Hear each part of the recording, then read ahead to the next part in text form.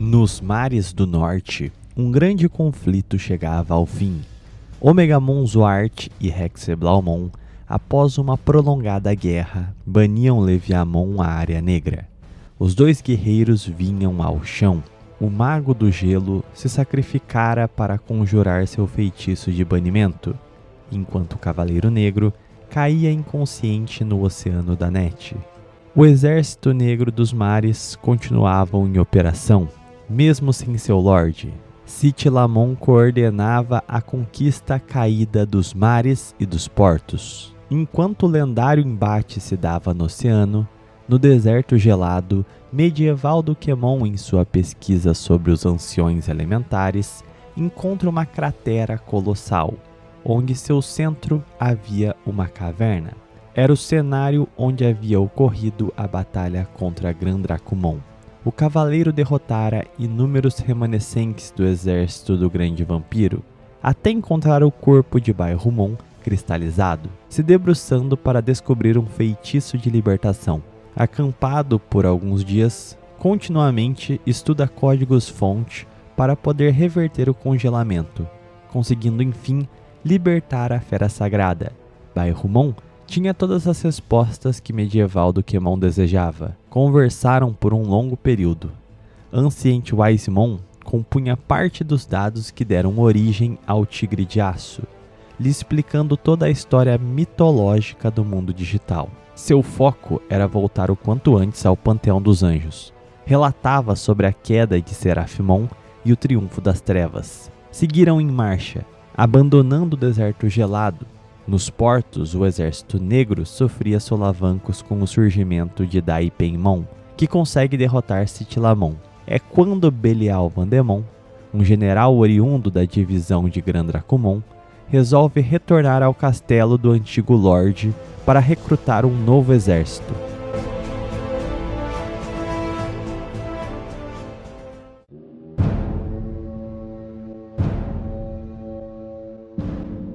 Na região norte dos Campos Dourados, se situa o Reino Momemon. O contexto político era inteiramente novo para Bairrumon. Desde sua saída, o Sacro Império Chesmon havia sido invadido e fragmentado. O Panteão entrado em guerra civil e os Dramon vindos das montanhas do sul estavam conquistando toda a região. Àquela altura, o Reino Momemon era uma das poucas partes dos Campos Dourados que ainda não havia sido dominada por Dorbikmon. Haviam resistido a duas ofensivas, e quando Bairrumon e Medieval Duquemon chegam à região, Dorbikmon estava em uma ofensiva total, junto de seu mais poderoso general, Gaiomon. Pressionavam os Momemon, já atacando sua capital. O Tigre e o Cavaleiro estavam perdidos. Não conheciam os exércitos que se digladiavam, tentavam perpassar os combates em direção ao Panteão, até que avistam uma batalha lendária. Jetsilfimon transferia os ventos anciões a uma ave esverdeada, dando origem a Zephagamon. Bairrumon sabia que aquele era o poder de Ancient Irismon. Enquanto assistiam um confronto, Gaiomon avista a dupla. Intrigado pela presença de tão imponentes guerreiros ali atônitos, em sua sede de combates os desafia em um ataque direto contra Medieval Duquemon, que se defende com seu machado e sinaliza a Bairrumon que cuidaria do adversário. Uma delongada trocação de golpes, que eram sucessivamente bloqueados, se sucede. Era um combate à altura, mas por essa razão, estagnado, Gaiomon parecia se divertir ao mesmo passo que se enfurecia por não conseguir retalhar o adversário.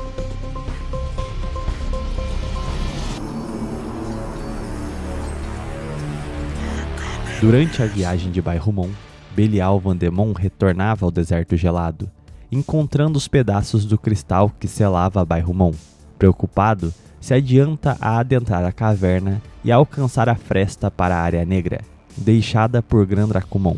Por seu poder caído, utilizava todas as suas forças para expandi-la novamente. Desejava apenas o tamanho suficiente para que pudesse retornar ao condado de seu antigo mestre. Ao retornar, tendo gastado todas suas energias, se vê escoltado por uma centena de cavaleiros negros. Os levariam ao novo senhor da região. Black Imperial Dramon. O Cavaleiro Negro via seu antigo carcereiro impotente à sua frente. Se perguntava o que havia acontecido. Por que Gran Dracumon havia abandonado seu palácio? Por que nunca havia retornado? Belial Vandemon lhe explica tudo, desde Gran Dracumon até Leviamon, e fazia a proposta de retornar ao mundo digital, encantado principalmente com o exército de cavaleiros caídos que havia se formado no antigo palácio. Black Imperial Dramon era movido por duas razões: o desejo maligno que lhe dava forma, o cumprimento de seu dever imposto por Nidhoggmon, o retorno aos Campos Dourados, e seu desejo de vingança por aqueles que lhe derrotaram e baniram. Estava determinado a retornar e destruir o Panteão dos Anjos e a Ordem dos Cavaleiros. Iniciavam os preparativos. Imperial Dramon havia criado lagos caídos, semelhantes aos que existiam no Bosque Negro. Deles emergiam Aiasmons, criaturas de trevas que passariam a ser utilizados para a expansão da fresta dimensional. Após dias de preparação, o caminho estava aberto, e com um exército gigantesco de cavaleiros, chegavam ao deserto gelado e marchavam rumo aos Campos Dourados.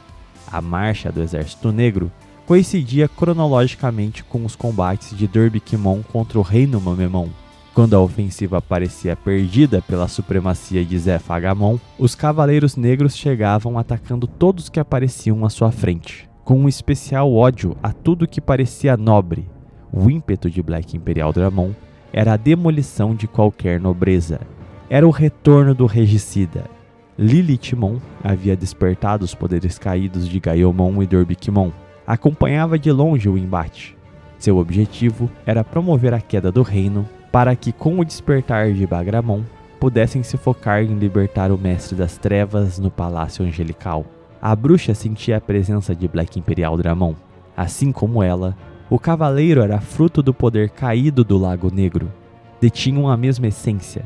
Sabia que suas ações estavam subordinadas à libertação de seu mestre. Dava a vitória como certa. Decidindo retornar à Floresta Infinita, juntaria-se a seus generais para o embate final na floresta, pois seus informantes apontavam para uma provável ofensiva total encabeçada por Shuan Wumon. Black Imperial Dramon via a quantidade de Dramons no campo de batalha. Estranhava os exércitos na região. Tudo estava mudado. Sentia uma forte presença de poder caído, uma essência semelhante à sua. Voava até o campo de batalha, onde Durbikmon e Zephagamon batalhavam. Em uma ofensiva covarde, arremessou o Guerreiro do Vento para longe. Encarava o Conquistador Dramon. Sem se comunicar, disparava seu canhão contra o céu, emanando um poder de trevas assustador, escurecendo os céus. Durbikmon, sem entender ao certo, via semelhanças entre o poder do cavaleiro e o emitido por Lilithmon. Via que o impulso de sombras surtia efeito contra seus soldados. Levantava sua espada de Gaia, emitindo um feixe de chamas contra o céu, imitando o gesto do guerreiro. As emanações de energia se entrelaçavam involuntariamente. Os céus ganhavam uma tonalidade avermelhada, escura, como que banhado de sangue. Todas as espécies Vedramon agonizavam, deformavam-se, tornando-se Black Imperial Dramons, modo dragão. De um momento para o outro, o exército Dramon se tornava absoluto, um poder descomunal com dragões subordinados à dupla. Baerumon intervém na gesticulação da dupla. Zephagamon retoma o combate, indo para cima de Durbikmon, ainda enervado pela fúria. Tal era o poder de Black Imperial Dramon, que conseguia trocar golpes contra uma criatura alada como Baerumon sem dificuldades. Enquanto trocavam golpes, o reino Mamemon vinha abaixo. Belial Vandemon liderava o exército dos Cavaleiros Negros. Os Imperial Dramons dragões devastavam toda a cidade. Não havia como se defender. O reino havia caído. Baerumon via a situação e seu objetivo era retornar ao panteão. Não sabia o que havia ocorrido. Por que os Dramons haviam se expandido tanto? Como o Black Imperial Dramon havia retornado, mas não tinha condições de segurar um combate sem reunir forças. Usaria sua habilidade mais poderosa para poder evacuar do campo de batalha. Sinalizava a medieval do Quemon, que puxava Zephagamon junto de si e montavam sobre o tigre. Bairrumon passava a reluzir, concentrando energia, emitindo então o seu Kongou, um rugido poderosíssimo, paralisando todas as forças inimigas. Seus corpos pareciam petrificados, endurecidos como metal, com a fera sagrada aproveitando a deixa para bater em retirada. Via no horizonte o monte mais alto, e enfim um local familiar, o Palácio Angelical. Iriam se irmanar junto dos anjos para planejar uma forma de contrapor o poder das trevas.